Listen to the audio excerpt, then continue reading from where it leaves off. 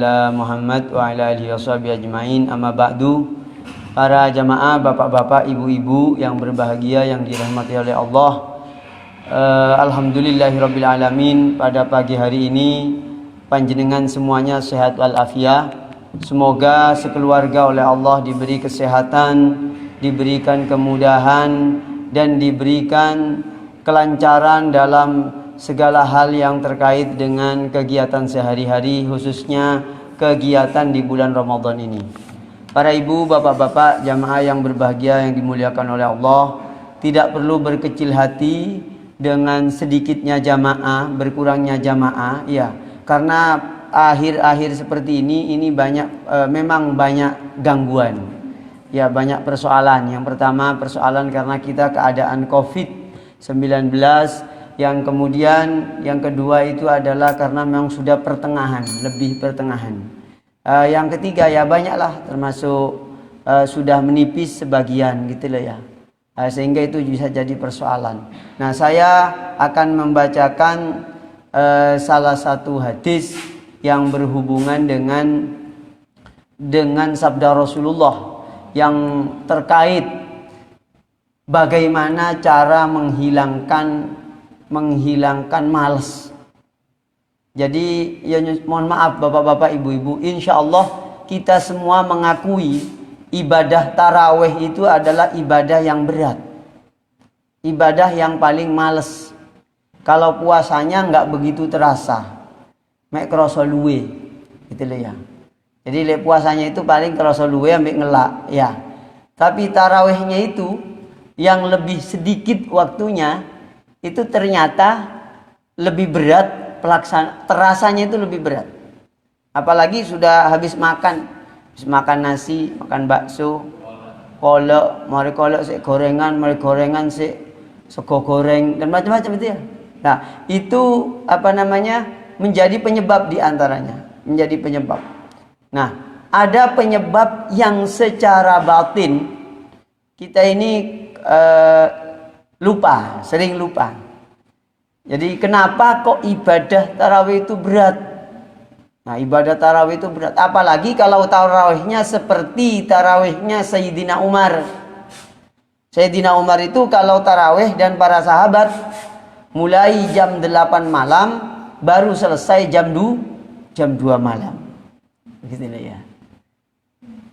Jadi Sayyidina Umar dan para sahabat di awal-awal itu kalau tarawih mulai jam 8 sampai jam 2 malam. Paling akhir jam 12 lah.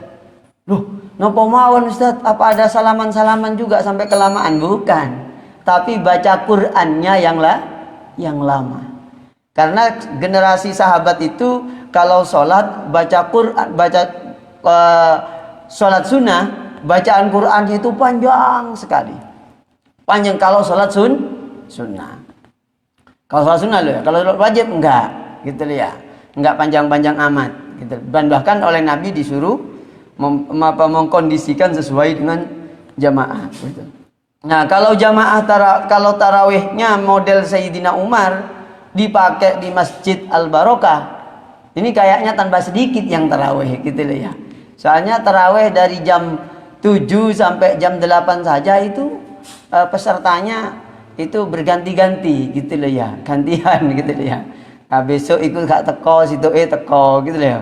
Mari ngono sitoke teko, sitoke maneh gak teko gitu loh ya. Nah, di dalam hadis itu diterangkan bahwasanya orang yang ingin senantiasa bersemangat dalam beribadah itu membaca doanya itu sama seperti doa yang pernah saya bacakan. Nah, saya teliti lagi, itu doa untuk menghilangkan rasa malas. Allahumma inni a'udzubika minal hammi wal hazan wa a'udzubika minal ajzi wal kasal. Nah, itu. Ya Allah, kula nyuwun, saya minta perlindungan dari susah dan sedih. Dan aku minta perlindungan minal ajzi wal kasal. Nah, gitu. Wal kasal, wong Jawa iku pinter bahasa Arab gitu loh ya. Sadurunge wong Arab wis bisa ngomong bahasa Arab, wong Jawa sisa dhisik kesel. Ya. Kesel itu bahasa Arab, gitu loh ya. Nggih, kesel itu bahasa Arab. Makanya orang sing keselan itu ahli bahasa Arab, gitu ya. Ya, Allahumma ini a'udzubika ya Allah kula nyuwun reksa saking minal hammi dari rasa dari susah, wal hazan dari sedih, wa minal ajzi wal kasal. Aku minta perlindungan dari lemah dan malas. Malas dan lemah itu bergandengan di sini. Dan itu diajarkan tentang diberitahukan. Biasanya orang yang pemalas itu lemah mentalnya. Orang yang lemah mentalnya itu malas hidupnya. Maka panjenengan dan saya dan panjenengan semuanya agar senantiasa energik, semangat. Mau taraweh, orang belum datang, dia sudah datang duluan. Gitu loh. Sholat subuh belum ada yang datang, jam 3:30 sudah duduk. Bahkan sujud sudah berkali-kali di masjid. Subhanallah. Saya tadi malam itu baca kitab Al-Mufhim 5 Ashkala min Sahihi Muslim. Jadi kitab ini menjelaskan tentang perkara-perkara yang muskil, yang sulit dipahami dari kitab Sahih Muslim. Di antaranya di situ diterangkan itu adalah di antara anggota tubuh yang oleh Allah dijauhkan dari api neraka itu adalah anggota sujud. Jadi neraka itu tidak mau nyentuh anggota sujud. Orang yang banyak bersujud maka diselamatkan oleh Allah dari api neraka. Amin ya rabbal alamin. Makanya di Al-Quran orang-orang yang bersama Rasulullah itu adalah simahum fi wujuhihim min atharis sujud. Maka dari itu orang yang ikut Nabi Muhammad itu adalah orang yang ahli sujud, gitu loh. Itu asarnya sujud, bekasnya sujud. Maka dari itu penting kita ngaji begini agar senantiasa termotivasi. Yang pertama doa, yang kedua yang bisa menghilangkan. Jadi kalau malas-malas itu berdoa, ya Allah aku ini kok malas yo. Itu harus paham. Ya Allah aku kok malas. Ojo dituruti, dituruti tambah malas. Napa? Pengalaman. Betul ya. Dituruti itu ya. Panjenengan biasa sholat ke masjid. Kita biasa sholat ke masjid. Tiba-tiba 3 hari gak sholat ke masjid. Mau teko aras-arasan. Males. Apa maneh sing ora tahu teko, tambah males. Gitu loh ya. Kayak gitu. Nah, itu yang kedua itu yang selain baca doa, yang kedua adalah thalabul ilmi. Kayak begini nih. Ini akan memompa semangat orang beribadah.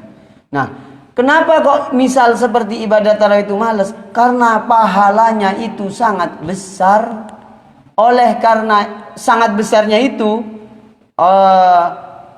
perbuatannya itu jadi males. Pokoknya perbuatan-perbuatan yang pahalanya besar itu jadi males dan berat, gitu loh. Kemudian yang ketiga, selain thalabul ilmi itu, kita senantiasa memotivasi diri kumpul dengan orang-orang yang tidak malas. Misalnya kalau kita itu baca, misalnya nih, di kitab itu saya baca keterangan tentang misalnya tentang Sayyidina Utsman. Sayyidina Utsman itu kalau sholat, satu kali sholat kana yaktimul Quran fi raqatin. Jadi Sayyidina Utsman itu kalau sholat satu kali itu hatam Quran. Berarti sholatnya itu lama. Satu kali sholat itu sampai hatam Quran lah, berarti lama. Wong kita aja berminggu-minggu gak hatam Quran. Sholatnya nih Sayyidina Umar gak mari-mari sholat ibu-ibu gitu ya. Kayak gitu. Itu Sayyidina Utsman begitu. Bahkan saking cintanya kepada Quran, Sayyidina Utsman itu Qurannya itu sampai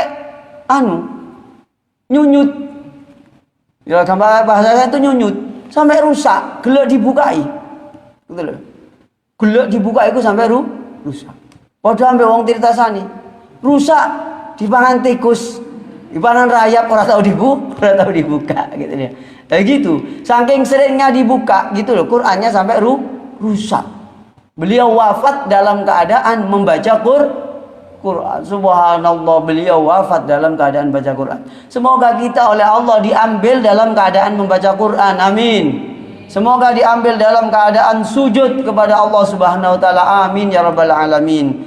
Semoga kita diambil dalam keadaan husnul khotimah. Semoga ini bermanfaat. Kesimpulannya adalah biar kita senantiasa bersemangat. Jangan lupa berdoa nggih. Berdoa. Kalau lagi malas nyuwun ning Gusti Allah. Ora kudu longgo di masjid.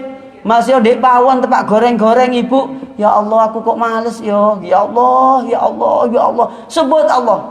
Saya baca di kitab Mukhtasar Minhajul Qasidin. Ternyata kenapa kok orang ahli zikir itu senantiasa bersemangat?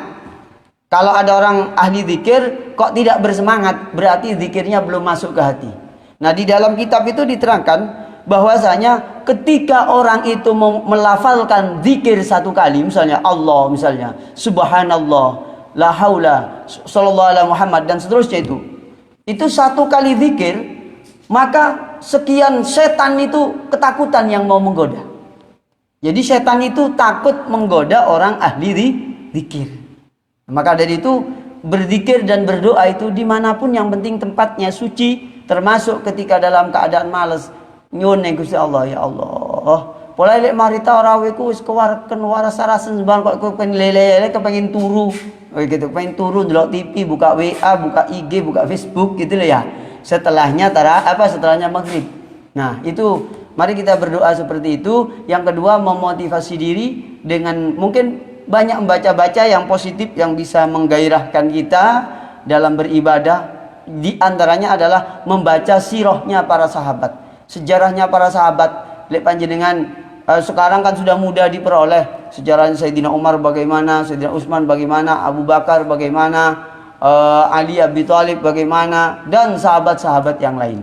Yang berikutnya yaitu kita harus senantiasa banyak-banyak memohon kepada Allah Subhanahu wa taala agar dihindari dari penyakit malas itu. Semoga ini bermanfaat. Wabillahi taufiq wal hidayah, wabirridha wal inayah wal afwa minkum. Wassalamualaikum warahmatullahi wabarakatuh.